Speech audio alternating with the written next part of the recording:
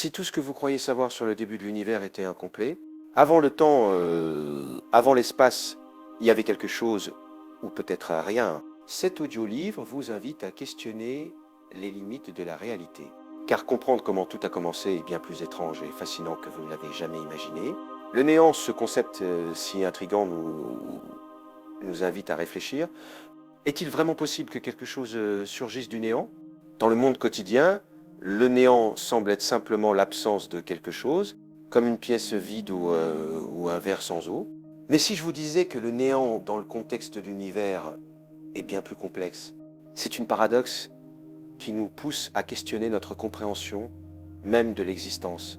En abordant l'idée du néant, nous rencontrons une énigme. Comment pouvons-nous penser à quelque chose qui n'est pas...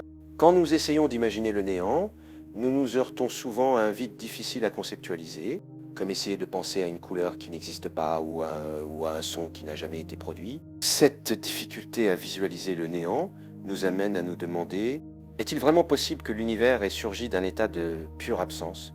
La théorie quantique primordiale propose une réponse intrigante. Selon cette idée, l'univers pourrait avoir émergé d'un état quantique où les lois de la physique, telles que nous les connaissons, ne s'appliquent pas. Dans ce contexte, le vide n'est pas simplement une absence, mais un champ rempli de potentiel. N'est-il pas fascinant de penser que, dans les moments précédents le Big Bang, le néant était rempli de possibilités? Pour mieux comprendre ce concept, nous pouvons nous tourner vers la philosophie antique. Parménide, un penseur grec, a posé des questions fondamentales sur l'existence et le néant. Son affirmation selon laquelle ce qui est nous pousse à réfléchir sur la nature de la réalité. Si le néant peut être, alors que signifie vraiment exister? Cette ligne de pensée provocante nous invite à approfondir ce que signifie faire partie de l'univers. Aristote, un autre géant de la pensée, a également abordé le néant, mais d'une perspective différente. Pour lui, le néant était un concept lié au changement. Sans le néant, comment pourrions-nous expérimenter quelque chose de nouveau? Dans sa vision, le vide est un espace où la matière peut se déplacer et se transformer. Le néant pourrait-il être en fait le précurseur du changement et de l'évolution dans l'univers? Passant à l'ère moderne, nous trouvons Albert Einstein, dont les théories ont révolutionné notre compréhension du temps et de l'espace. Sa célèbre phrase « Le temps est relatif » suggère que notre perception du temps est intrinsèquement liée à la structure de l'univers. Quelles implications cela a-t-il pour notre compréhension du néant? Si le temps peut être façonné et altéré, peut-être le néant n'est-il pas aussi fixe que nous le pensons? La gravité, cette force apparemment invisible qui maintient les planètes en orbite, joue également un rôle crucial dans notre exploration du néant. Comment la gravité se rapporte-t-elle au vide? Dans le monde quantique, le vide n'est pas simplement un espace sans matière, mais un champ dynamique où les particules peuvent surgir et disparaître. Ce phénomène défie nos idées conventionnelles sur ce que signifie rien. Les fluctuations quantiques sont un autre aspect excitant de ce mystère. En essence, ces fluctuations sont de petites variations dans le champ quantique qui peuvent donner lieu à l'apparition de particules. Est-il possible que l'univers, dans son état primordial, ait été rempli de ces fluctuations, créant l'étincelle qui a déclenché le Big Bang? L'idée que le néant peut donner naissance à quelque chose est sans doute un concept révolutionnaire. En parlant du Big Bang, il est essentiel de considérer comment cet événement monumental a marqué le début de notre univers. Depuis un état de compression extrême, l'univers a commencé à s'étendre. Mais qu'y avait-il avant le Big Bang? Cette question nous ramène au mystère du néant. Était-ce un vide absolu ou un océan de possibilités attendant d'être exploré? La théorie de l'inflation, qui décrit comment l'univers s'est rapidement étendu dans ses premiers instants, renforce l'idée que le néant peut être un espace de création. Que signifie cela pour notre compréhension du temps et de l'espace? Peut-être le néant n'est-il pas simplement un vide, mais un générateur de nouvelles réalités? À mesure que nous explorons les étapes de l'univers, du Big Bang à la formation des galaxies, nous voyons comment la matière et l'énergie ont commencé à s'organiser. L'ère de Planck, par exemple, est un moment où les forces fondamentales étaient unifiées. Le néant pourrait-il, à ce moment primordial, avoir été rempli de potentiel et d'énergie dans sa forme la plus pure? L'ère des particules, dominée par la radiation et les particules subatomiques, nous montre comment la matière a commencé à prendre forme. La gravité, en regroupant la matière, a permis la création de galaxies et d'étoiles. Dans ce scénario, le néant se transforme en un terreau fertile pour la vie et l'existence. Est-il possible que le néant soit alors l'origine de tout ce que nous connaissons? À la fin de cette exploration, nous arrivons à l'idée de la mort thermique de l'univers. Dans un futur lointain, l'univers pourrait atteindre un état où toute l'énergie se disperse et l'existence, telle que nous la connaissons, pourrait prendre fin. Mais ce final n'est-il pas aussi un nouveau commencement? La conception d'un cycle infini, où la vie et le néant s'entrelacent, nous invite à considérer que le néant pourrait être le précurseur d'un nouvel univers. Ces réflexions sur le néant, l'existence et l'origine de l'univers, nous rappellent à quel point ces concepts sont interconnectés. En fin de compte, le néant n'est pas simplement un vide, mais un espace simplement un vide, mais un espace rempli de possibilités et de mystères attendant d'être découverts. À mesure que nous continuons à explorer ces idées, nous nous rapprochons un peu plus de comprendre notre place dans l'immense cosmos. Le néant est un concept intrigant, un vide qui semble défier notre compréhension. Mais qu'est vraiment le néant? Pour beaucoup, le néant peut sembler simplement l'absence de quelque chose. Cependant, en approfondissant, nous découvrons que ce concept s'entrelace dans des paradoxes qui nous font questionner notre propre existence. Est-il possible de concevoir un état où il n'y a rien, pas même l'espace vide? Quand nous pensons au néant, c'est comme essayer d'imaginer une couleur que nous n'avons jamais vue.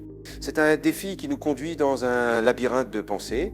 Imaginez un espace complètement dépourvu de matière, d'énergie, de temps et même de dimension.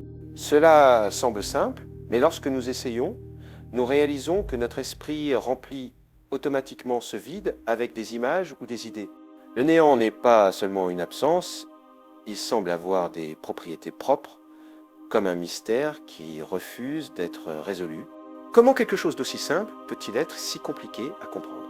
Le néant, dans son essence, est un concept qui nous pousse à questionner ce que nous savons de l'univers. Les paradoxes se multiplient lorsque nous considérons que, selon la physique moderne, le néant n'est pas un état inerte. Par exemple, dans le domaine quantique, le vide est rempli d'activité, les particules apparaissent et disparaissent dans une danse constante, défiant l'idée que le néant est statique. Que signifie cela pour notre compréhension de l'existence? Si le néant est rempli d'activité, pouvons-nous vraiment le considérer comme néant? Cette question nous pousse à réfléchir sur les applications d'un vide qui n'est pas réellement vide. À mesure que nous approfondissons le concept du néant, nous découvrons qu'il a été étudié par la philosophie à travers les siècles. Parménide nous a offert des perspectives fascinantes sur l'existence. Selon lui, ce qui existe est, et ce qui n'existe pas ne peut être pensé. Cette affirmation défie la notion du néant comme un concept valide. Si le néant ne peut être pensé, est-il possible que nous ne le comprenions jamais complètement? La philosophie nous invite à questionner non seulement la nature du néant, mais aussi la nature de l'existence elle-même. Il est curieux de penser que le néant a été un sujet si débattu. Pourquoi nous préoccupe-t-il autant? Peut-être parce que le néant est un miroir qui reflète nos peurs les plus profondes, la mort, la perte, l'insignifiance. L'idée du néant peut provoquer de l'anxiété car elle nous confronte à l'idée que tout ce que nous connaissons pourrait s'évanouir dans un vide absolu. Cependant, elle peut aussi être libératrice. Si le néant est rempli de potentiel, n'est-il pas possible que de nouvelles possibilités en surgissent? Dans le domaine de la physique, le néant devient un concept encore plus fascinant. Les théories quantiques défient notre compréhension de la réalité, suggérant que le vide n'est pas un état d'absence, mais un bouillon primordial de possibilités. Les fluctuations quantiques, par exemple, sont des manifestations de cette activité dans le néant. Mais que signifie cela pour l'origine de l'univers? Si le néant peut générer quelque chose, l'univers pourrait-il avoir surgi d'un état quantique primordial? L'idée que le néant peut être générateur de quelque chose nous conduit à une réflexion profonde sur le potentiel du vide. Nous pourrions penser au néant comme à une toile vierge attendant d'être peinte. Mais comment cette toile devient-elle quelque chose de tangible? Comment se fait-il que du vide surgissent les galaxies, les étoiles et finalement nous-mêmes? L'histoire de l'univers est une narrative fascinante sur la manière dont ce qui semble être rien peut devenir tout. En explorant le néant, nous sommes forcés de confronter la dualité de l'existence. Si le néant est un état possible, alors que signifie vraiment exister? L'existence et le néant sont deux faces de la même pièce, et comprendre l'une nous aide à comprendre l'autre. Cette relation intrinsèque pose des questions qui ont défié les penseurs de toutes les époques. Qu'est-ce que la réalité? Et si, en fin de compte, la réalité elle-même était qu'une illusion au milieu du néant? Le néant peut aussi être vu à travers le prisme de nos expériences quotidiennes.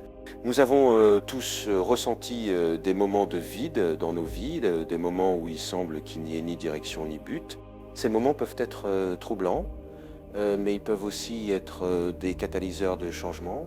Le néant, dans ce sens, devient un espace où l'on peut renaître, où de nouvelles idées et perspectives peuvent être conçues. En conclusion, le néant est un concept qui va au-delà de la simple absence. C'est un espace de paradoxe, une idée qui défie notre compréhension de l'existence. En explorant le néant, nous confrontons nos propres limites et les questions les plus profondes sur l'univers. Peut-être qu'en fin de compte, le néant n'est pas l'ennemi que nous craignons, mais un mystérieux allié dans la quête de la connaissance et de la compréhension. L'exploration du néant nous invite à ouvrir nos esprits et nos cœurs aux infinies possibilités qui peuvent surgir de ce qui semble n'être rien. Vous êtes-vous déjà arrêté pour penser au moment avant le Big Bang? Cet instant où il n'y avait rien, ni temps, ni espace, ni matière. À ce point, nous pouvons plonger dans un concept fascinant, la théorie quantique primordiale. Comment quelque chose peut-il surgir du néant? Est-il possible que l'univers que nous connaissons ait émergé d'un état quantique, où les règles de la physique que nous comprenons aujourd'hui ne s'appliquaient pas? La théorie quantique primordiale suggère qu'à ses débuts, l'univers était un état d'énergie extrêmement dense et chaude. Imaginez une cocotte minute qui, au lieu de bulles d'eau, est remplie de particules subatomiques qui vibrent et s'entrelacent dans un chaos énergétique. Dans cet état, la matière et l'énergie étaient pratiquement indistinguibles. Mais que signifie cela? Cela signifie qu'au cœur du néant, il y avait une potentialité infinie. Pensons maintenant au vide. Nous le comprenons souvent comme simplement rien. Cependant, en mécanique quantique, le vide est un lieu vibrant. C'est comme un océan en calme où à tout moment des vagues inattendues peuvent surgir. Ces vagues sont des particules subatomiques qui apparaissent et disparaissent. C'est un lieu où le néant devient quelque chose, même pour de brefs instants. Si vous y réfléchissez, l'idée que rien puisse être si actif et dynamique est en soi une paradoxe. La théorie quantique primordiale nous amène à considérer le rôle de la gravité. Comment la gravité se rapporte-t-elle à cette idée d'un état quantique primordial? Imaginez que la gravité est comme un tissu qui s'étend à travers tout l'univers.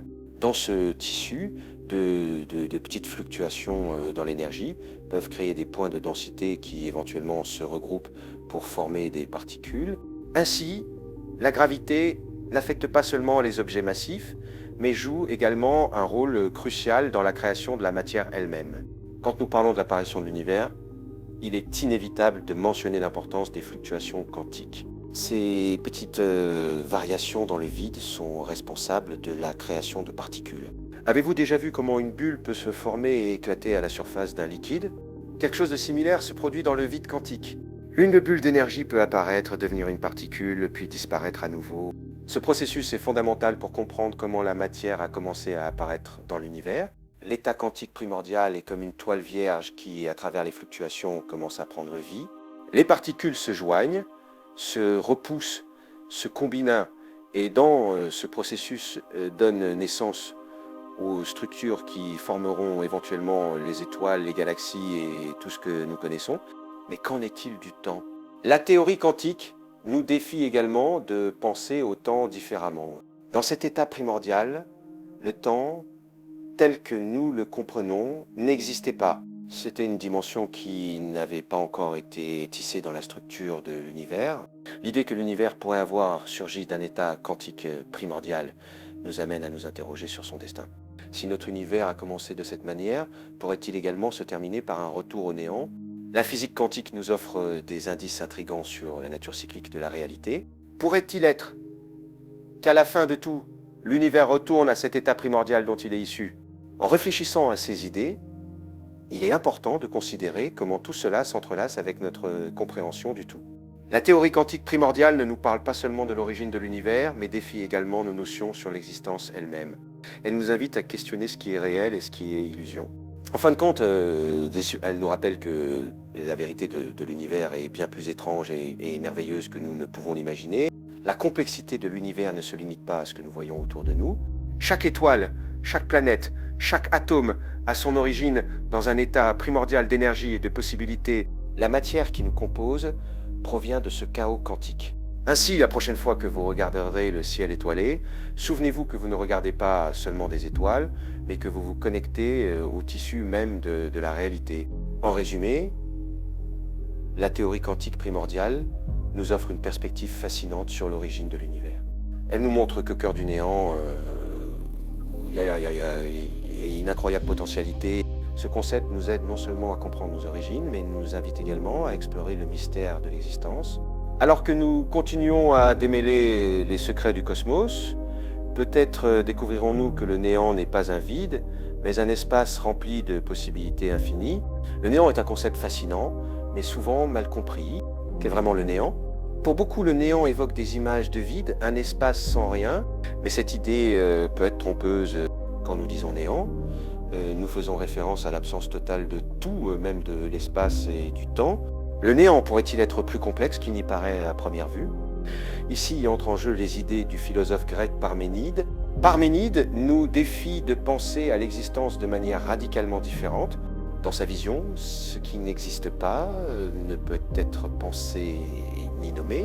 En d'autres termes, si quelque chose n'est pas, il n'a pas de place dans notre perception. Alors, comment pouvons-nous parler du néant? En le faisant, nous reconnaissons déjà son existence à travers le langage. C'est un dilemme philosophique qui a intrigué les penseurs à travers les siècles. Dans son œuvre, Parménide nous invite à considérer que la réalité est unique et immuable. Tout ce que nous percevons comme changement et diversité, selon lui, est une simple illusion. Cette idée peut sembler extrême, mais que se passerait-il si le néant défini comme une absence totale était aussi une illusion? Si le néant est simplement la négation de ce qui est, pourrions-nous argumenter qu'il est impossible de l'expérimenter directement? Pour illustrer cette idée, imaginez une pièce complètement vide. Cependant, même dans cet espace, il y a de l'air, de la lumière et bien sûr l'endroit où se trouve la pièce.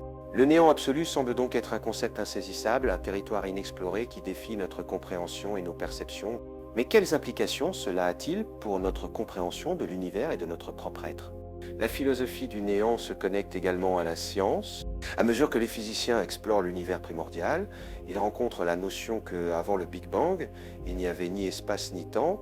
Dans ce contexte, le néant devient un état quantique primordial, un lieu où les lois de la physique, telles que nous les connaissons, ne s'appliquent pas. L'idée que l'univers pourrait avoir surgi du néant quantique est à la fois étonnante et déconcertante. Cet entrelacement entre la philosophie et la science nous amène à nous demander comment nous pouvons réconcilier nos intuitions sur l'existence avec les découvertes scientifiques sur le néant. La difficulté d'imaginer le néant peut être un reflet de notre propre existence. Il est possible que notre compréhension de la réalité soit limitée par nos expériences et perceptions. La notion que le néant peut être un état productif, rempli de potentiel, ouvre de nouvelles voies de pensée. En approfondissant les théories du néant, nous constatons que beaucoup d'idées modernes sur l'existence sont influencées par la pensée de Parménide. Ce philosophe antique nous rappelle que la recherche de la vérité nécessite un examen minutieux de nos suppositions. Si l'existence est tout ce que nous pouvons connaître, quelle place le néant a-t-il dans nos vies? Le néant pourrait être vu comme une toile vierge, un espace où la créativité et la possibilité peuvent s'épanouir. Dans un sens plus personnel, la contemplation du néant peut inviter à réfléchir sur notre propre identité. Si le néant est l'opposé de l'existence, que signifie pour nous être conscients? Est-ce que la conscience est un phénomène qui surgit du vide? Ou est-ce que sa propre nature défie l'idée du néant? L'exploration de ces thèmes peut nous emmener dans un voyage intérieur où la philosophie et la science se croisent dans un labyrinthe de questions intrigantes La relation entre la philosophie du néant et la science moderne nous suggère également que malgré les avancées en physique, il y a encore beaucoup que nous ne comprenons pas. La mécanique quantique, par exemple, nous montre qu'au niveau le plus fondamental, l'univers peut se comporter de manière qui défie la logique et l'intuition. Les particules peuvent sembler surgir du néant, se manifestant dans un espace vide. Ce phénomène pose des questions cruciales sur la nature de l'existence elle-même. Ainsi, tandis que nous naviguons dans ces complexités, il est essentiel de se rappeler que notre compréhension du néant est une invitation à questionner nos croyances et perceptions. Le néant pourrait ne pas être simplement un vide, mais un état rempli de possibilités. La philosophie nous encourage à garder l'esprit ouvert, à explorer, et à explorer, et à explorer, et à explorer, et à explorer, et à défier nos notions préconçues sur l'existence et l'univers.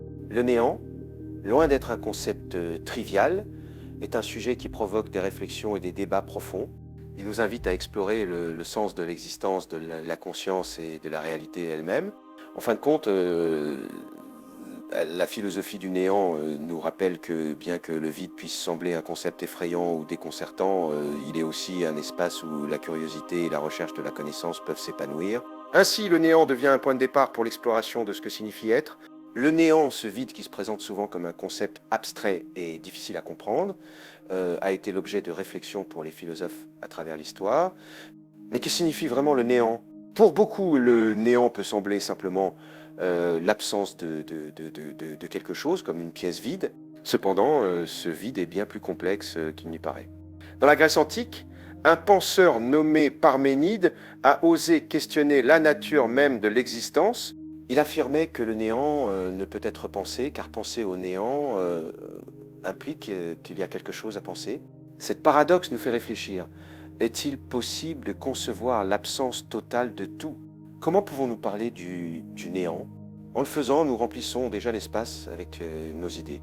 Parménide nous invite à considérer que tout ce qui existe est une manifestation de l'être. Pour lui, l'existence est un fait indiscutable, tandis que le néant est seulement une illusion.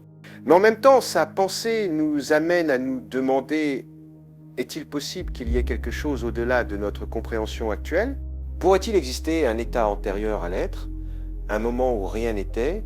À mesure que nous avançons dans le temps, nous rencontrons un autre géant de la pensée, Aristote. Ce philosophe a repris les idées de Parménide et les a développées. Pour Aristote, le néant n'est pas simplement l'absence d'être, mais lié au changement. Imaginez que vous observez une pomme qui mûrit et tombe de l'arbre. À ce moment, un changement se produit et Aristote dirait que le néant est ce qui arrive quand quelque chose cesse d'être. Mais il est aussi une partie nécessaire du cycle de la vie. Cette approche pose des questions intrigantes.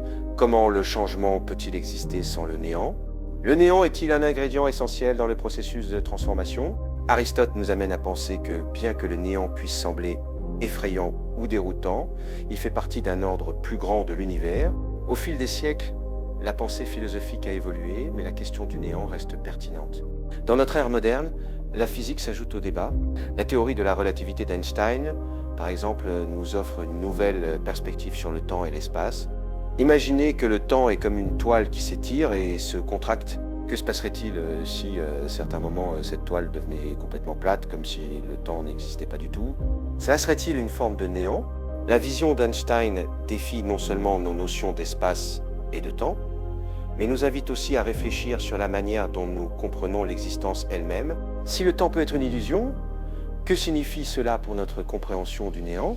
Peut-être le néant n'est-il pas simplement un vide, mais un état où les règles de l'univers, telles que nous les connaissons, cessent de s'appliquer. Dans ce contexte, la gravité joue un rôle crucial. Nous pensons souvent au vide comme un espace sans matière, mais en réalité, le vide peut être rempli de potentiel. Comment est-il possible que la gravité, cette force qui nous maintient attachés à la Terre, interagisse avec le néant? La réponse est que dans le vide, la gravité a encore des effets. Cela nous conduit aux fluctuations quantiques, où l'univers semble vibrer avec de l'énergie, même dans son état le plus vide. Et qu'en est-il des particules subatomiques? Dans ce monde quantique, les particules peuvent apparaître et disparaître, créant une danse perpétuelle entre être et non-être. Cette idée peut être déconcertante, mais elle nous montre que le néant n'est pas simplement une absence, c'est un champ fertile de possibilités. Ainsi, le néant devient un lieu où la création et la destruction coexistent. À mesure que nous approfondissons ces concepts, il est fascinant d'imaginer comment le Big Bang a marqué le début de notre univers, naissant d'un état de compression extrême.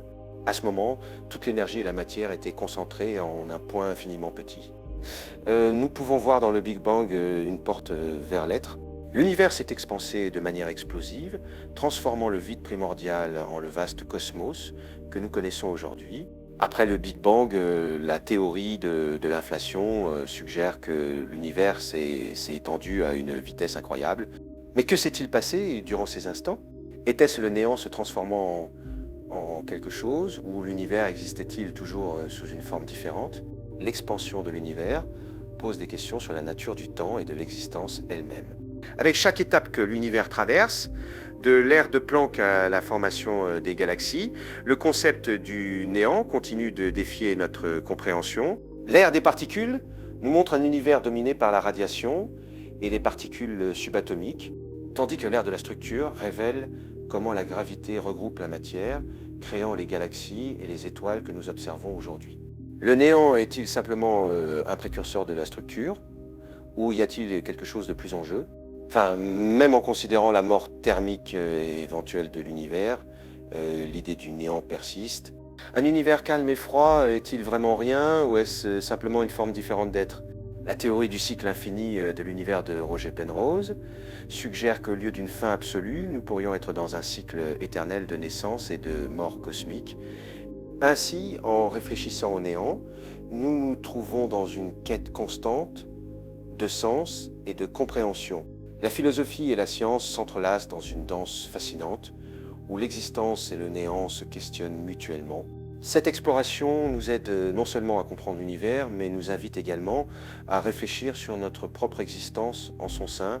Le néant, loin d'être un concept vide, devient un miroir qui reflète nos propres questions sur la vie, l'être et le cosmos. Quelle est la relation entre le temps et le néant? Cette question a intrigué les penseurs et les scientifiques à travers l'histoire. Dans ce segment, nous plongerons dans le monde fascinant de la théorie de la relativité d'Albert Einstein. Un cadre qui a transformé notre compréhension du temps et de sa connexion avec le vide et le néant. La relativité n'a pas seulement changé la physique, mais nous offre aussi une nouvelle perspective sur l'univers et notre place en son sein. Tout d'abord, il est essentiel de comprendre comment Einstein a révolutionné notre façon de penser le temps. Avant ces théories, le temps était vu comme quelque chose d'absolu, comme une rivière qui coule de manière constante et immuable. Cependant, Einstein nous a montré que le temps est plus comme un élastique qui peut s'étirer et se compresser selon la vitesse à laquelle vous vous déplacez.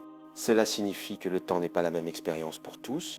Par exemple, si deux jumeaux naissaient en même temps, mais que l'un voyageait à une vitesse proche de celle de la lumière à son retour, il pourrait découvrir qu'il a vieilli moins que son frère resté sur Terre.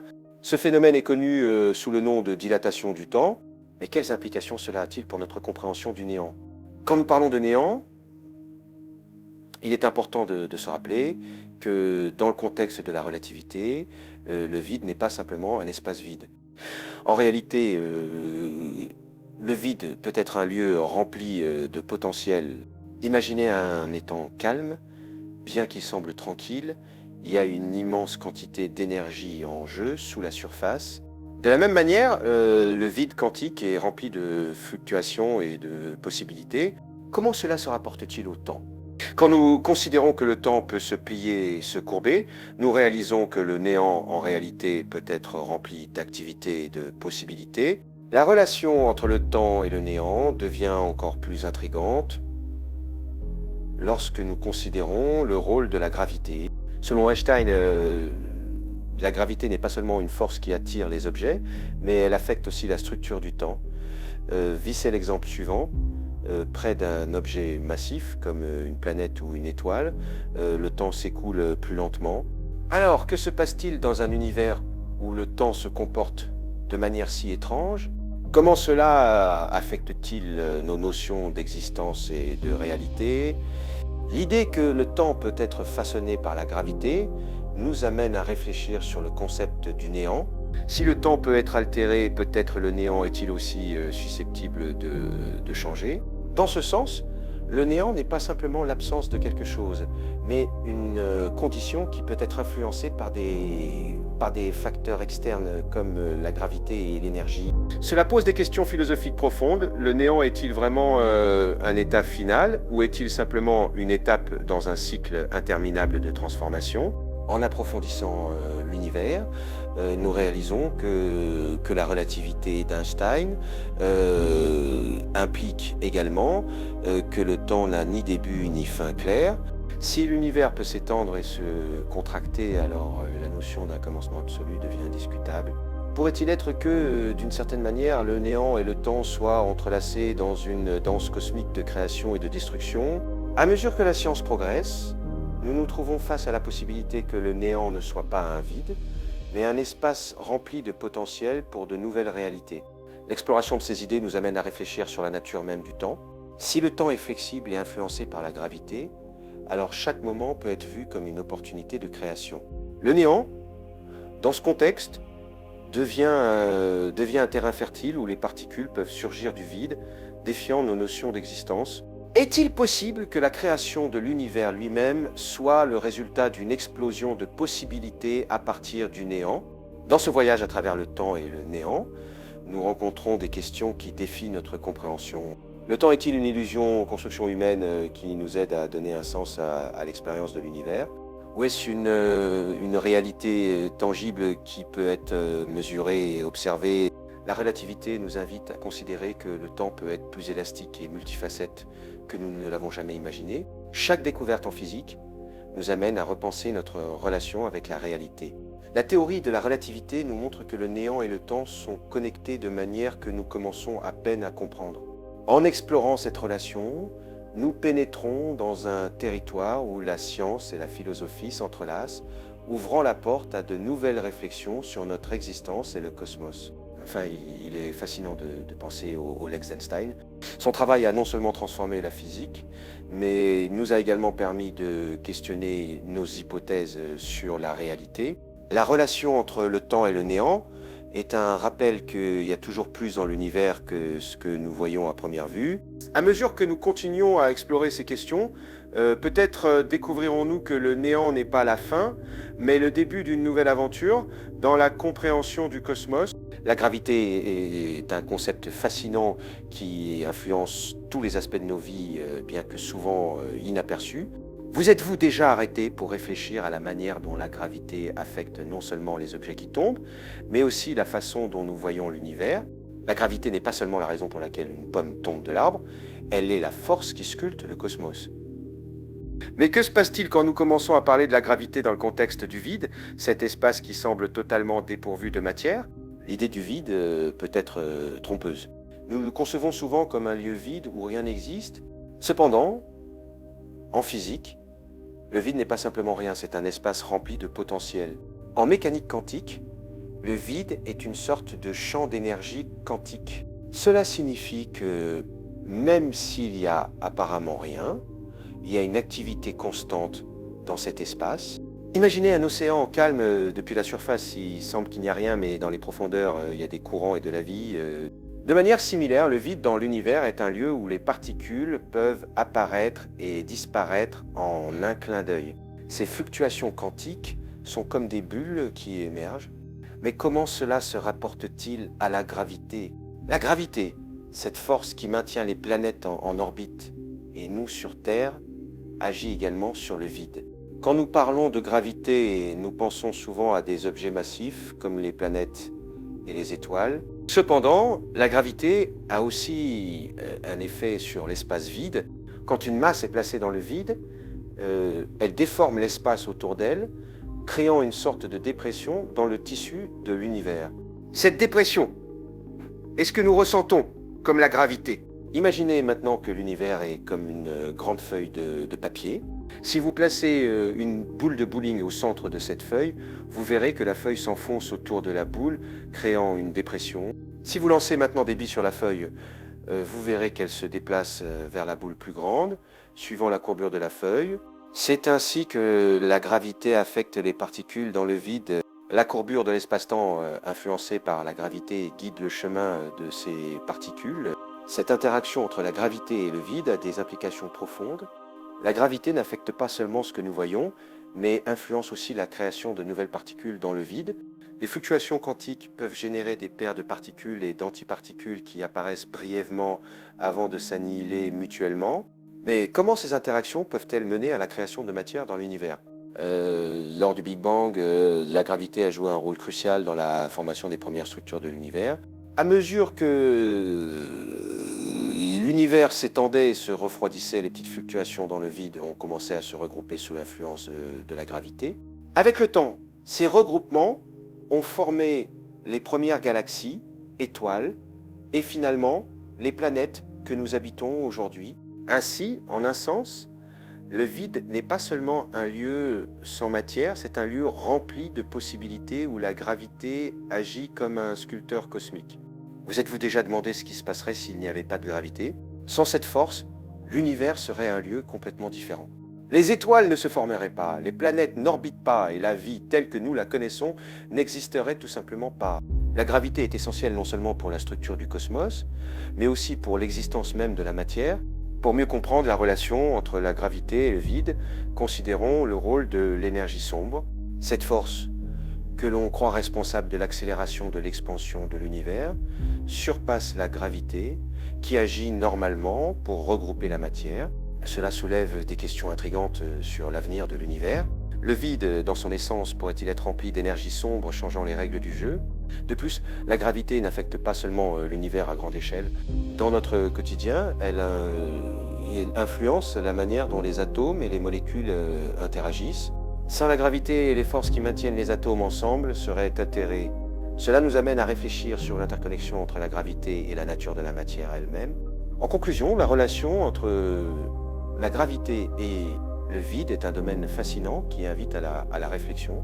La gravité n'est pas seulement une force qui agit sur les objets, c'est une influence fondamentale qui donne forme à la structure même de l'univers. Dans ce vide qui semble dépourvu de tout, il y a un océan d'activités et de possibilités.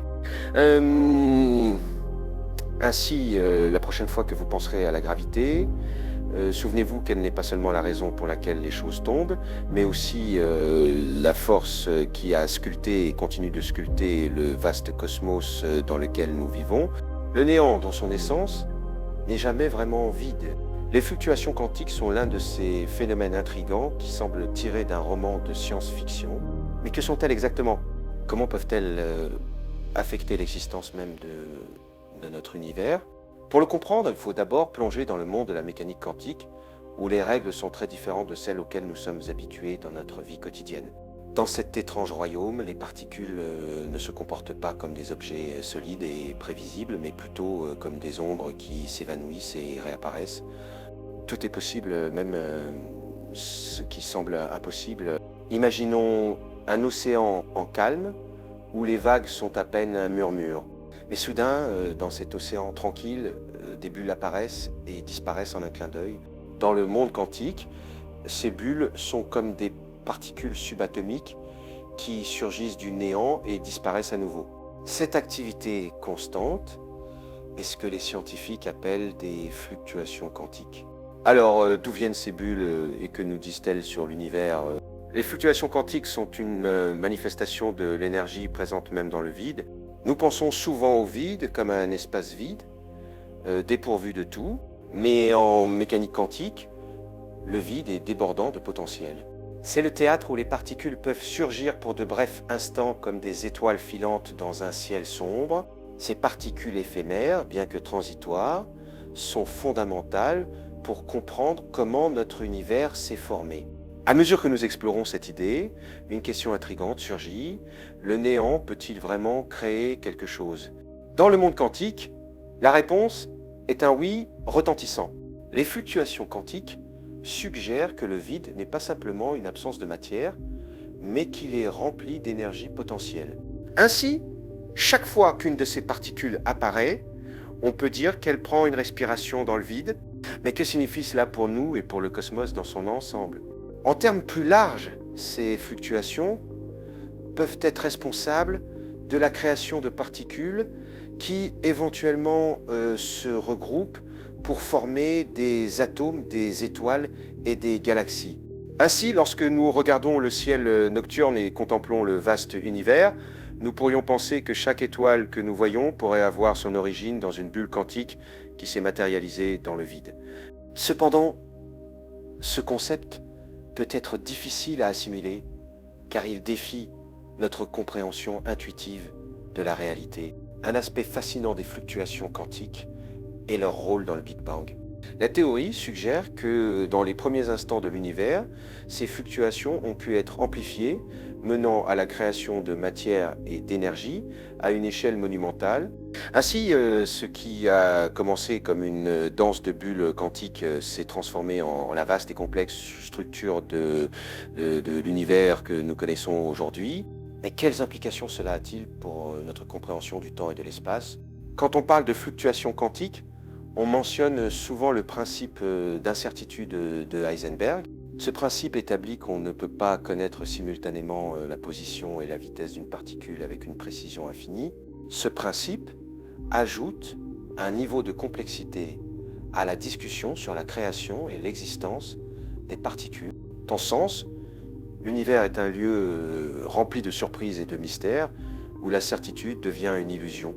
À mesure que nous nous enfonçons dans ce sujet, il est naturel de se demander quel est l'impact des fluctuations quantiques sur notre vie quotidienne. Bien que nous ne le voyons pas directement, ces fluctuations sont fondamentales pour le fonctionnement de nombreuses technologies modernes, comme les appareils électroniques et l'informatique quantique. Ainsi, ces bulles quantiques ne sont pas seulement des curiosités théoriques, mais elles ont des applications pratiques qui affectent nos vies de manière surprenante. L'idée que le vide peut donner lieu à la création pose des questions philosophiques profondes. Le néant peut-il être considéré comme un créateur? Si le vide est rempli d'énergie potentielle, cela pourrait-il impliquer qu'il y a une sorte de vie dans le néant lui-même?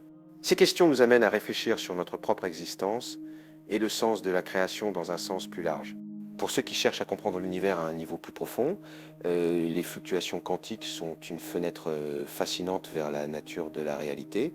Elles nous obligent à repenser nos suppositions sur ce que signifie exister et ne pas exister, Dans ce sens, chacun de nous est comme une bulle dans le vaste océan du cosmos, surgissant du néant et disparaissant à nouveau, mais laissant une empreinte dans le tissu de l'univers. En résumé, les fluctuations quantiques sont un rappel que la nature de l'univers est plus riche et complexe que nous ne pourrions l'imaginer. Elles nous montrent que même dans l'apparente vide, il y a une danse constante d'énergie et de possibilités. En comprenant ce phénomène, nous nous rapprochons un peu plus de démêler les secrets de l'origine de l'univers et de l'essence même de l'existence. Ainsi, la prochaine fois que vous regarderez le ciel étoilé, souvenez-vous que quelque part, ces bulles quantiques travaillent en arrière-plan, créant et transformant la réalité à chaque instant. Le néant, après tout, pourrait ne pas être aussi vide qu'il y paraît. Le Big Bang a non seulement marqué le début de l'univers, mais nous présente aussi l'une des questions les plus intrigantes de la cosmologie. Que s'est-il passé dans cet instant primordial qui a donné naissance à tout ce que nous connaissons?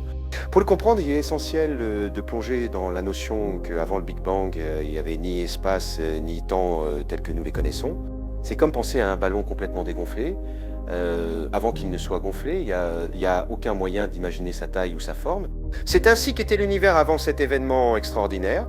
Que s'est-il passé lorsque l'univers a commencé à s'étendre en un clin d'œil? Cet état de compression extrême, plus petit qu'un atome, a commencé à s'étirer et à s'étendre de manière incroyable. L'énergie libérée était si intense que, comme une étincelle allumée dans un atelier sombre, elle a illuminé le vide, créant les premières particules subatomiques. Mais comment pouvons-nous visualiser ce moment? Imaginez une casserole d'eau sur le feu. Quand vous la chauffez, l'eau commence à bouillonner et à s'étendre. D'une certaine manière, le Big Bang fut ce premier bouillonnement de l'univers. Les premières fractions de secondes après le Big Bang sont cruciales. Dans cet instant, bref, Des événements ont eu lieu qui ont jeté les bases de la création de tout ce que nous voyons aujourd'hui. Les forces fondamentales de la nature, comme la gravité et l'électromagnétisme, ont commencé à se former et à s'unir dans une danse cosmique qui continuerait d'évoluer. Mais comment est-il possible qu'à partir d'un seul point surgissent des milliards d'étoiles et de galaxies Tout commence avec la physique fondamentale, qui agit comme les blocs de construction de la réalité. À mesure que l'univers s'étendait, il se refroidissait. Ce processus est similaire à l'air chaud qui se refroidit lorsque vous ouvrez une fenêtre un jour d'été. La température de l'univers a suffisamment baissé pour permettre aux particules subatomiques de s'unir, formant les premiers atomes, principalement d'hydrogène et d'hélium. Vous êtes-vous déjà demandé à quel point ces premiers atomes étaient petits ? Ils étaient si minuscules que des centaines d'entre eux pourraient tenir sur la pointe d'une épingle, mais leur combinaison fut cruciale pour l'avenir des étoiles. Avec le temps, ces atomes ont commencé à se regrouper sous l'influence de la gravité, formant des nuages de gaz qui finalement se sont effondrés pour créer les premières étoiles. Imaginez un immense champ de fleurs qui s'incline et se regroupe sous l'effet du vent. C'est ainsi que l'univers a commencé à tisser son tapis de lumière et de chaleur, et les étoiles ont brillé dans l'obscurité du cosmos, marquant la naissance des premières constellations. À mesure que les étoiles naissaient et mouraient, elles libéraient des éléments plus lourds dans l'espace, comme le carbone et l'oxygène. Ces éléments sont essentiels pour la vie telle que nous la connaissons. La question qui se pose est, le Big Bang aurait-il pu être l'étincelle qui a allumé le feu de la vie sur notre planète ? Sans ces premières étoiles, nous n'aurions pas les ingrédients nécessaires à la vie. C'est comme si l'univers cuisinait une recette complexe où chaque ingrédient est fondamental. Le Big Bang n'est pas seulement un commencement, mais aussi une transformation. L'expansion de l'univers continue encore aujourd'hui et les scientifiques ont pu observer comment les galaxies s'éloignent les unes des autres. C'est comparable à un ballon qui se gonfle de plus en plus. Que signifierait cela pour l'avenir de l'univers ?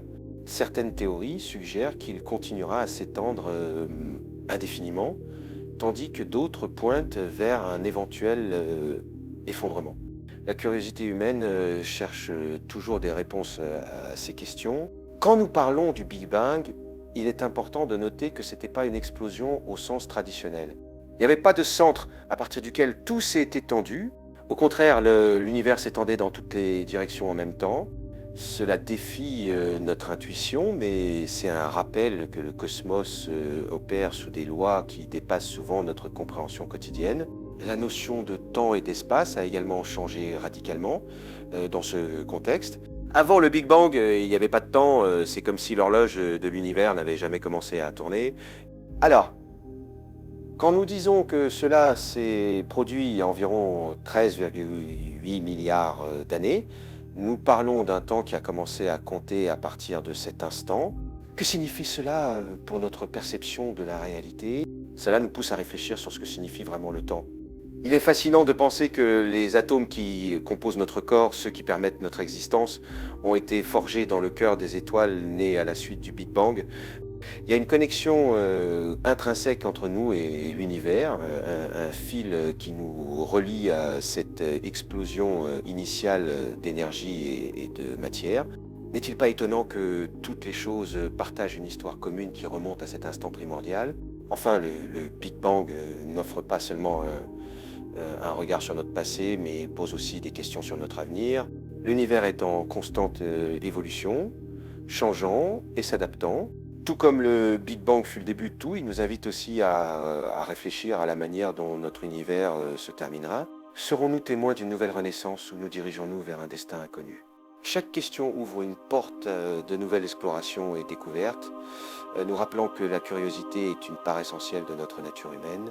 La théorie de l'inflation est un concept fascinant qui peut changer notre façon de voir l'univers. Vous êtes-vous déjà demandé comment quelque chose d'aussi vaste et complexe que l'univers a pu surgir d'un moment d'énergie intense ? L'inflation nous offre une réponse intrigante. Imaginez un ballon qui se gonfle rapidement, s'étendant à une vitesse qui semble défier la logique. C'est ainsi que l'on pense que l'univers s'est étendu dans ses premiers instants, bien avant que les étoiles et les planètes n'apparaissent sur la scène. Pour comprendre l'inflation, considérons un instant après le Big Bang, lorsque l'univers était incroyablement petit et dense.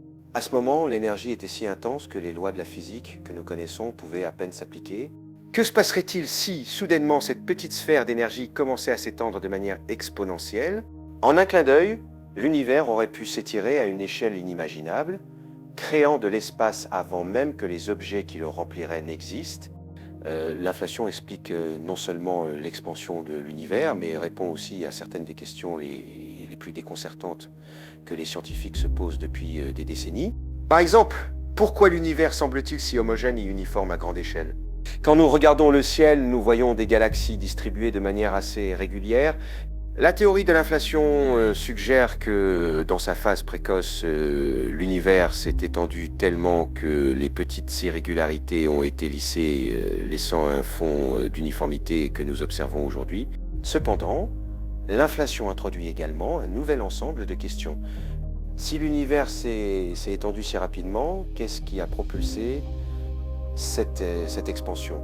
Les scientifiques ont proposé l'existence d'un champ d'énergie connu sous le nom de champ inflationnaire qui serait responsable de cette expansion rapide. Mais qu'est-ce que ce champ exactement et comment se rapporte-t-il à nos lois de la physique? La réponse reste dans l'air et c'est une partie de l'excitation qui entoure ce domaine d'étude. Certains peuvent imaginer l'inflation comme le moment où une cocotte minute est sur le point d'exploser.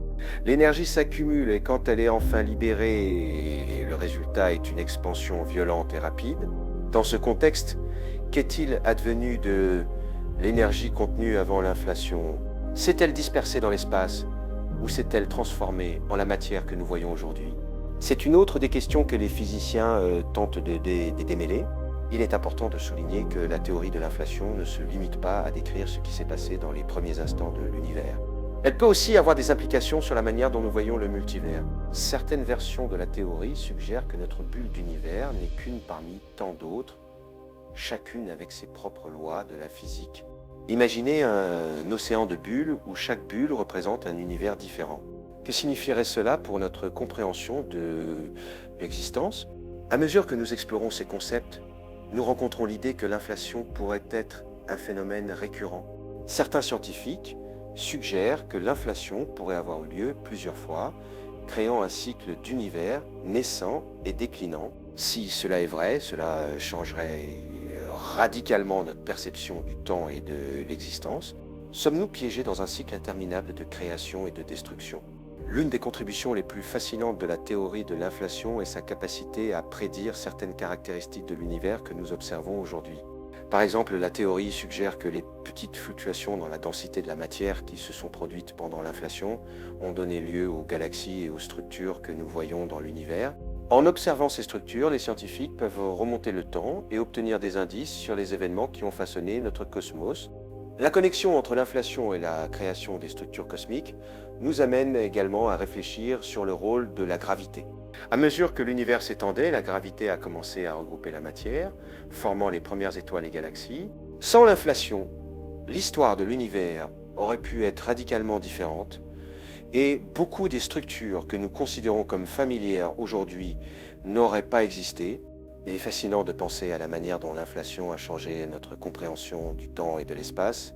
Au moment où l'univers a commencé à s'étendre, le temps, tel que nous le connaissons, aurait également pu prendre forme.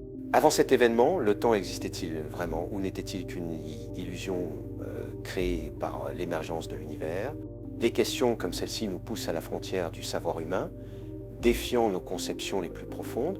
À mesure que nous continuons à enquêter sur l'inflation et ses implications, nous réalisons que nous sommes à la recherche de réponses à certaines des questions les plus fondamentales de l'existence. La science et la philosophie s'entrelacent souvent dans ces débats, chacune apportant sa propre perspective. Comment nos expériences humaines se rapportent-elles aux vastes processus cosmiques qui ont donné naissance à l'univers? Notre propre existence pourrait-elle être le résultat d'un jeu vaste et complexe d'énergie et de temps? La théorie de l'inflation n'est qu'un aperçu de la merveille de l'univers et de son origine.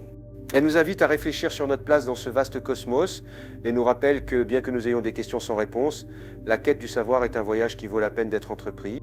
Nous faisons face à l'immensité de l'existence et à chaque découverte, nous trouvons de nouvelles questions qui nous poussent à explorer encore plus.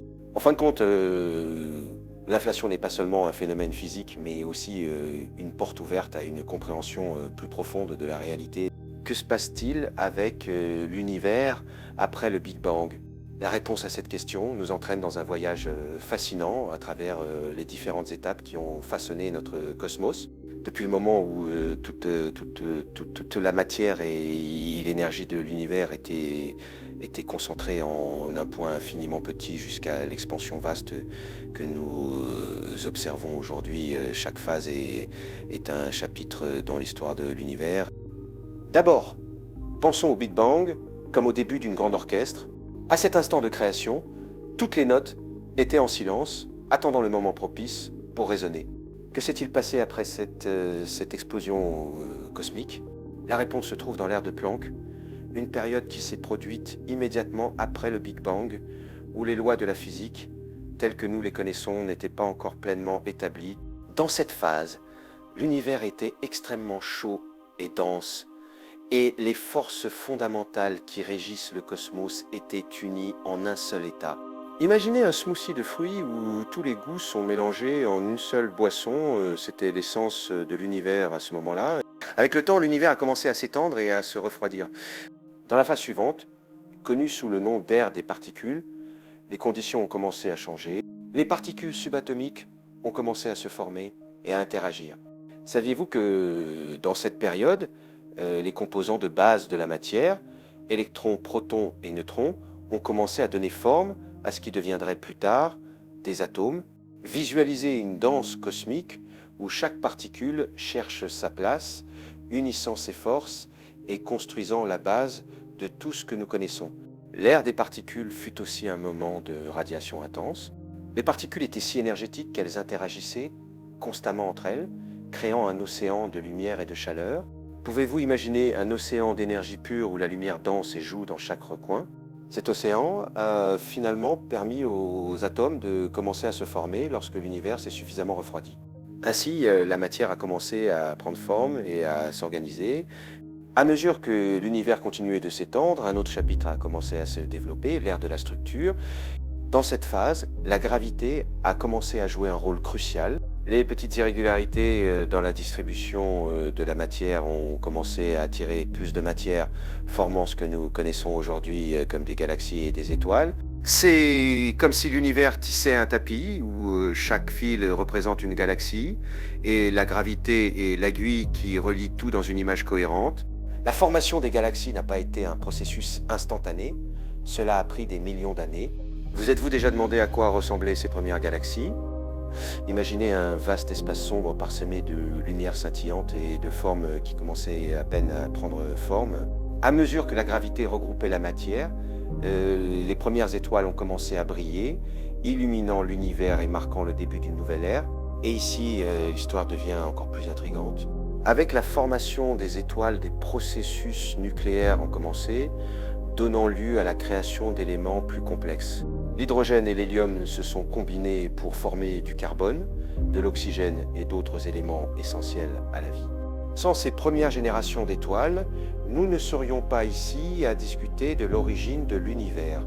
N'est-il pas étonnant de penser que chaque atome de votre corps a une histoire qui remonte à ses premiers moments stellaires? Avec le temps, ces étoiles ont également atteint leur fin. Certaines ont explosé en supernova, dispersant leurs éléments dans le cosmos. Ce cycle de naissance et de mort des étoiles a contribué à la formation de nouvelles étoiles et de systèmes planétaires. Ainsi, l'univers est devenu un lieu dynamique où la vie, telle que nous la connaissons, a eu l'opportunité de surgir. C'est un cycle interminable de création, de destruction et de renaissance. L'ère de la structure ne s'est pas limitée à la formation des étoiles et des galaxies, mais a également donné lieu à la formation des planètes. À mesure que la matière se regroupait et se refroidissait, des disques de gaz et de poussière ont commencé à se former autour des étoiles, où les planètes émergeaient de ce mélange. Vous imaginez-vous comment fut la première fois qu'une planète a commencé à orbiter autour d'une étoile? C'est un moment magique dans l'histoire de l'univers. Avec chaque nouvelle étape, l'univers est devenu plus complexe, plus riche en diversité. Du Big Bang à la formation des galaxies et des étoiles, chaque phase fut essentielle pour l'évolution du cosmos. Aujourd'hui, nous regardons les étoiles, nous nous interrogeons sur leur origine. Chaque réponse nous mène à plus de questions, créant un cycle interminable de curiosité et de découverte. En concluant cette étape de l'histoire de l'univers, il est fondamental de réfléchir à notre place dans ce vaste cosmos. Chaque étoile, chaque galaxie, chaque planète a sa propre histoire, et nous sommes une petite partie de cette narrative cosmique. En regardant vers le ciel, nous ne voyons pas seulement un spectacle de lumière, nous voyons le résultat de milliards d'années d'évolution et de transformation. Ainsi, la prochaine fois que vous regarderez les étoiles, souvenez-vous que chaque point lumineux dans le ciel est un rappel de notre passé, un écho de l'ère de la structure, où l'univers a commencé à prendre forme et où les bases de tout ce que nous connaissons aujourd'hui ont été posées. L'histoire de l'univers est un voyage extraordinaire et nous commençons à peine à démêler ses mystères. Dans le vaste et mystérieux univers, il y a un moment qui se présente comme une énigme fascinante, l'ère de Planck. Mais que signifie vraiment ce terme? Et pourquoi est-il si crucial pour comprendre l'origine du cosmos? Imaginez un instant juste après le Big Bang, lorsque tout ce que nous connaissons était comprimé dans un espace infinitésimal.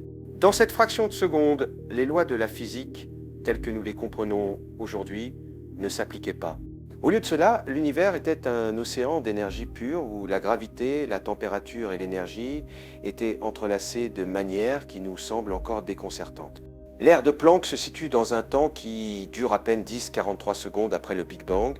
Dans ce scénario, la gravité se comportait de manière très différente. Comment la gravité que nous percevons aujourd'hui comme une force qui attire les objets a-t-elle pu jouer un rôle si différent à ce moment primordial? La réponse réside dans le fait que, à l'échelle de Planck, les forces fondamentales de l'univers étaient unifiées. Cela signifie que la gravité, l'électromagnétisme et les forces nucléaires se comportaient comme une seule dans une danse cosmique d'énergie et de matière. Mais que se passe-t-il lorsque les forces s'unifient? Imaginez un groupe de danseurs sur une scène, tous se déplaçant à l'unisson. La beauté de la chorégraphie est stupéfiante, mais à l'instant où l'un des danseurs commence à se déplacer différemment, l'harmonie se brise. Ainsi, lorsque l'univers a commencé à s'étendre, l'unification des forces a commencé à se séparer. Cela a marqué le début de l'ère de Planck, un temps où l'énergie et la matière étaient indistinguibles. En pensant à cette période, il est difficile de ne pas se demander comment l'univers se sentait à ce moment-là. Bien que nous ne puissions pas remonter le temps ni expérimenter cet instant directement, les physiciens ont formulé des théories inspirantes. L'une d'elles suggère que l'univers était dans un état de chaos, où les particules et antiparticules surgissaient et disparaissaient en un clin d'œil. Dans cette frénésie, la création et la destruction étaient si rapides qu'elles défiaient notre compréhension de l'existence elle-même. À mesure que l'univers s'étendait, il commençait à se refroidir. Ce refroidissement a permis aux forces fondamentales de commencer à se séparer. Et avec cela, la formation des premières particules subatomiques a commencé. Mais pourquoi ce pas est-il crucial? La formation des particules est la première brique dans la construction de l'univers que nous connaissons. Sans ces particules, il n'y aurait pas d'atomes, et sans atomes, il n'y aurait ni étoiles, ni planètes, ni vie. Dans l'ère de Planck, la physique quantique devient la protagoniste. Les fluctuations quantiques, qui sont des changements aléatoires dans l'énergie du vide, jouent un rôle fondamental dans cette période. Ces fluctuations peuvent sembler capricieuses, mais elles sont l'étincelle qui allume le feu de la création. Avez-vous déjà vu comment une étincelle peut allumer un feu dans une forêt sèche? C'est ainsi que fonctionnent ces fluctuations, créant les conditions nécessaires pour que les particules surgissent. Un aspect intrigant de l'ère de Planck est le rôle du temps. Dans notre vie quotidienne, le temps semble couler de manière constante. Cependant, dans cette période primordiale, le temps n'existait pas tel que nous l'entendons. Le temps est-il simplement une illusion, une construction de nos esprits pour comprendre l'univers? Ce concept a fasciné les philosophes et les scientifiques de la même manière. Les théories sur l'ère de Planck suggèrent également que la nature de l'espace lui-même était différente. Au lieu d'être une scène vide où les événements se produisent, l'espace pourrait avoir été rempli d'énergie fluctuante, créant un contexte dynamique dans lequel l'univers a pu se développer. Ce concept peut être difficile à assimiler, mais il pose des questions fondamentales sur la nature de la réalité. Le vide est-il vraiment vide ou est-il rempli de potentialités attendant de se manifester? À mesure que l'univers continuait son expansion, l'ère de Planck a rapidement cédé la place à l'ère des particules. Dans ce nouveau chapitre, les conditions sont devenues plus favorables à la formation de structures plus complexes. Mais nous ne devons pas oublier que tout cela a commencé dans un instant de pure unification et de chaos. L'ère de Planck est donc un rappel que l'origine de l'univers n'est pas seulement une histoire d'expansion et de formation, mais aussi de transformation, mais aussi de transformation et d'évolution. Dans notre quête pour comprendre le cosmos, l'ère de Planck se présente comme une énigme fascinante qui défie nos notions de temps, d'espace et d'existence. Elle nous invite à questionner non seulement comment tout a commencé, mais aussi ce que signifie vraiment exister. À mesure que nous explorons les mystères de l'univers, l'ère de Planck nous offre une fenêtre sur la complexité et la beauté qui sous-tendent la réalité elle-même. Enfin, en réfléchissant à l'ère de Planck, il est essentiel de se souvenir que chaque découverte scientifique nous rapproche un peu plus de la compréhension de notre propre existence. Dans ce voyage d'exploration, nous continuons à démêler les secrets de l'univers, un petit pas à la fois. Alors nous demandons que nous réserve encore l'univers dans son vaste horizon inexploré. Dans le vaste océan cosmique, il y a un moment crucial qui marque un avant et un après dans l'histoire de l'univers, l'ère des particules. Cette période qui s'est développée juste après le Big Bang est comme une fête de bienvenue pour les composants fondamentaux qui donneraient forme à tout ce que nous connaissons. Mais que signifie vraiment l'ère des particules? Imaginez une immense salle de bal où les lumières scintillent et la musique résonne dans l'air. Dans cette salle, les invités sont les particules subatomiques, électrons, protons et neutrons, tous impatients de trouver leur place dans l'univers. Cependant, c'est pas un événement tranquille, l'énergie est écrasante et les particules se heurtent, tournent et se combinent dans un chaos vibrant.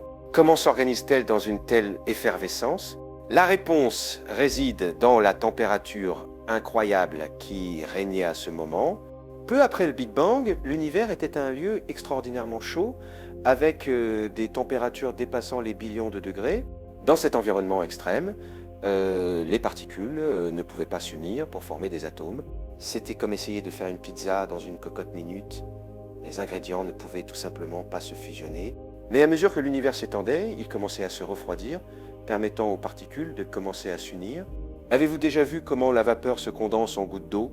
Cette transformation, c'est similaire à ce qui s'est passé dans cette ère. Avec le refroidissement de l'univers, les électrons ont commencé à s'unir aux protons et neutrons, formant les premiers atomes d'hydrogène et d'hélium. Ce processus est fondamental, car ces atomes deviennent les blocs de construction de toute la matière dans l'univers. Mais comment ces atomes ont-ils réussi à survivre dans un océan d'énergie? C'est là que les forces fondamentales de la nature entrent en jeu. La force électromagnétique agit comme un aimant attirant les électrons vers les noyaux atomiques.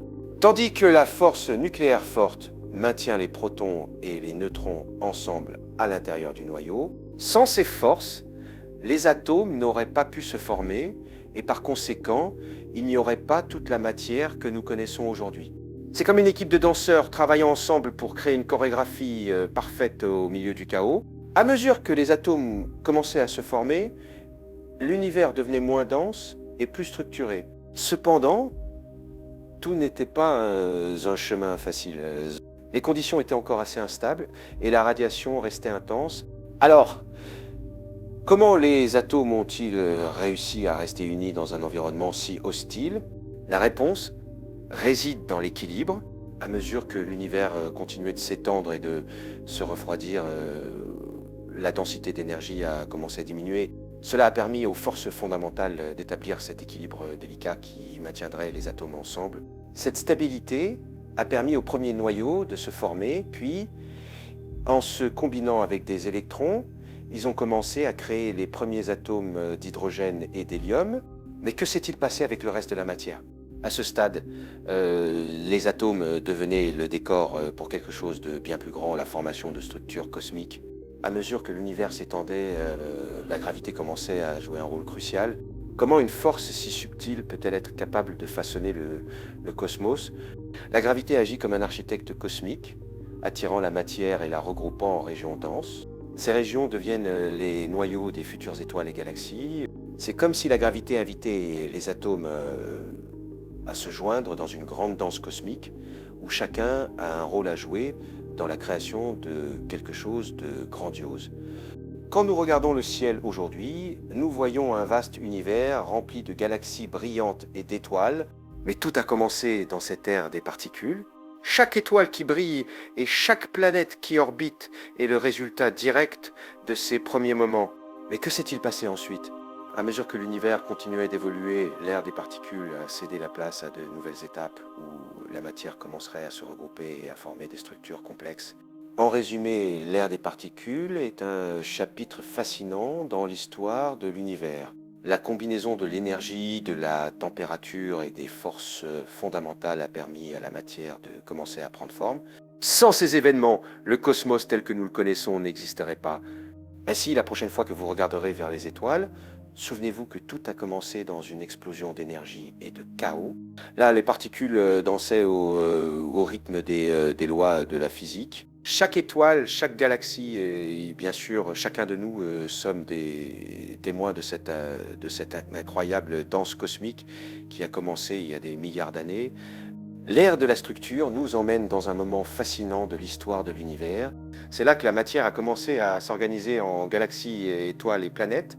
Imaginez un immense atelier cosmique où la gravité agit comme un sculpteur. Elle rassemble les particules dispersées pour créer des structures complexes. Après le chaos initial du Big Bang, l'univers s'est refroidi. Cela a permis à la matière de se regrouper sous l'influence de la gravité. Les premières galaxies ont commencé à se former comme des îlots dans un océan sombre. Chaque galaxie était un ensemble de gaz, de poussière et d'étoiles naissantes.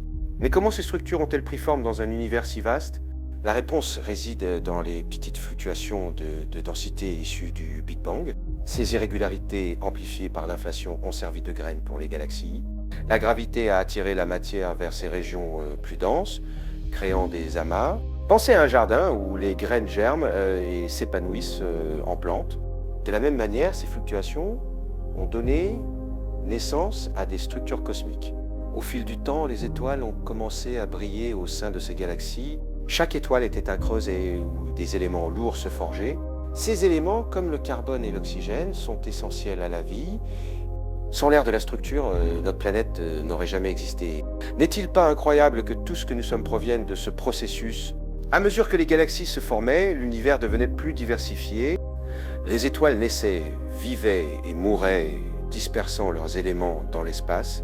Ces restes stellaires ont permis la formation de nouvelles étoiles et planètes. Imaginez un cycle de recyclage cosmique où rien ne se perd. Chaque supernova était une explosion de créativité, semant l'univers de possibilités. Mais l'ère de la structure ne s'est pas arrêtée à la formation des galaxies. Les amas de galaxies ont commencé à se regrouper, formant des superamas. Ces superamas sont comme des métropoles cosmiques vastes et interconnectées. La gravité a continué à tisser des réseaux de matière à travers l'univers. Ce processus a créé les filaments mûrs et vides que nous observons aujourd'hui. Vous êtes-vous déjà demandé à quoi ressemblait cet univers en formation? C'était comme un tableau en constante évolution, peint par la gravité. Chaque coup de pinceau ajoutait de la profondeur et de la complexité au cosmos. L'ère de la structure a également marqué le début de la formation des planètes. Des disques de gaz et de poussière autour des étoiles ont donné naissance à des mondes. Notre propre système solaire est un produit de cette période dynamique. Pensez à la Terre comme un joyau rare forgé dans ce creuset cosmique. Mais quelles forces ont permis à ces structures de rester stables? La réponse réside dans l'équilibre entre la gravité et l'expansion de l'univers. Tandis que la gravité rassemblait la matière, l'expansion l'étirait. Cet équilibre délicat a façonné l'univers tel que nous le connaissons. L'ère de la structure n'est pas seulement une histoire du passé. Elle continue d'influencer la manière dont l'univers évolue aujourd'hui. Les galaxies continuent de se déplacer, de fusionner et de croître. L'univers est une entité vivante, en constante transformation. En réfléchissant à cette période, nous réalisons notre connexion avec le cosmos. Chaque atome de notre corps a été forgé dans les étoiles de cette ère. N'est-ce pas une pensée humiliante et inspirante à la fois? L'ère de la structure nous rappelle que nous faisons partie d'un tout plus grand. Alors que nous regardons le ciel nocturne, nous voyons les échos de ce passé. Chaque étoile est un témoignage de ce processus de création cosmique. En explorant l'ère de la structure, nous commençons à comprendre notre place. L'univers n'est pas un lieu statique, mais un récit en constante évolution. La mort thermique de l'univers est une idée qui peut sembler sombre. Elle représente un futur lointain où toute l'énergie se disperse. Imaginez un univers où les étoiles s'éteignent une à une. Tout deviendrait froid, sombre et apparemment sans vie. Mais est-ce vraiment la fin ou un nouveau commencement La mort thermique est basée sur l'idée que l'univers continue de s'étendre. Avec cette expansion, l'énergie se dilue, rendant tout inerte. C'est comme une tasse de thé qui refroidit avec le temps. À terme, plus aucune chaleur ne reste pour alimenter les processus cosmiques. Mais cette idée soulève des questions philosophiques profondes. Si l'univers atteint cet état, que devient le néant? Est-ce un retour à un vide absolu ou quelque chose d'autre? Certains scientifiques, comme Roger Penrose, proposent une vision différente. Sa théorie des cycles cosmiques suggère que la mort thermique pourrait être un pont vers un nouvel univers né d'un nouveau Big Bang. Imaginez un cycle éternel où l'univers renaît de ses cendres. Cette idée transforme la mort thermique en une phase de transition. Mais comment un univers froid et dispersé pourrait-il donner naissance à un autre? La réponse réside dans les propriétés du temps et de l'espace. Dans un univers sans énergie, les distinctions de temps pourraient s'effacer. Sans temps, l'univers pourrait se réinitialiser, prêt pour un nouveau cycle. C'est comme un livre qui, une fois terminé, ouvre une nouvelle page vierge. Cette perspective nous invite à repenser notre compréhension du néant. Le néant pourrait ne pas être une fin, mais une toile pour une nouvelle création. Cependant, la mort thermique est encore loin dans le futur. Des milliards d'années nous séparent de cet événement potentiel. Pour l'instant, l'univers est vibrant, rempli d'étoiles et de galaxies. Mais réfléchir à ce destin nous pousse à questionner notre existence. Que signifie vivre dans un univers avec une fin possible? Cela nous rappelle l'importance de chaque moment que nous vivons. La mort thermique nous confronte également à l'idée d'entropie. L'entropie est la mesure du désordre qui augmente avec le temps. Dans un univers en expansion, l'entropie atteint un maximum. Cela conduit à un état où plus aucun travail ne peut être accompli. Mais certains pensent que l'entropie pourrait jouer un rôle dans un cycle plus vaste. Et si l'entropie maximale était le point de départ d'un nouvel univers? Cette idée est spéculative, mais elle inspire l'imagination. Elle nous pousse à envisager des réalités au-delà de notre compréhension. En explorant la mort thermique, nous rencontrons des questions sur le sens. Si tout doit finir, quelle est la valeur de ce que nous faisons? Pourtant, cette fin potentielle peut aussi être une source d'inspiration. Elle nous rappelle de chérir la beauté et la complexité de l'univers actuel. Chaque étoile, chaque planète, chaque vie est un miracle temporaire. La mort thermique nous invite à réfléchir à notre place dans le cosmos. Sommes-nous des spectateurs temporaires ou faisons-nous partie d'un cycle éternel? Cette question reste sans réponse, mais elle alimente notre curiosité. En conclusion, la mort thermique n'est pas seulement une fin possible. C'est une invitation à explorer les mystères de l'univers et de notre existence. L'idée d'un cycle infini où le néant et l'existence s'entrelacent est fascinante. Elle nous rappelle que même dans l'immensité du cosmos, il y a de la place pour l'émerveillement. En regardant vers l'avenir, nous continuons à chercher des réponses. Chaque découverte nous rapproche de la compréhension du destin de l'univers. Et peut-être, en fin de compte, le néant n'est qu'un prélude à un nouveau commencement. Depuis Parménide jusqu'à Einstein, le néant a captivé les esprits. Le vide est bien plus qu'une simple absence de matière. C'est un espace vibrant, rempli de potentiel créatif. Les fluctuations quantiques montrent que le vide n'est pas inerte. Des particules surgissent et disparaissent en un instant. Ce phénomène suggère que le néant peut engendrer l'existence. N'est-ce pas incroyable que le vide soit si dynamique? La question du néant nous pousse à repenser la réalité. Si tout peut naître du vide, qu'est-ce que l'être vraiment? La science et la philosophie s'entrelacent dans cette quête. Le néant n'est pas une fin, mais un point de départ. Chaque particule née du vide raconte une histoire cosmique. Imaginez un univers qui renaît sans cesse du néant. Cette idée transforme notre vision de l'éternité. Le temps lui-même pourrait être une illusion dans ce cycle. Et si le néant était la clé pour comprendre l'infini, en explorant le vide, nous touchons l'essence du cosmos. Chaque question nous rapproche de la vérité ultime. Le néant, loin d'être vide, est un mystère vivant. Il nous invite à plonger dans l'inconnu avec curiosité. Le véritable but n'est pas de trouver des réponses définitives, mais de savourer le mystère de l'existence elle-même.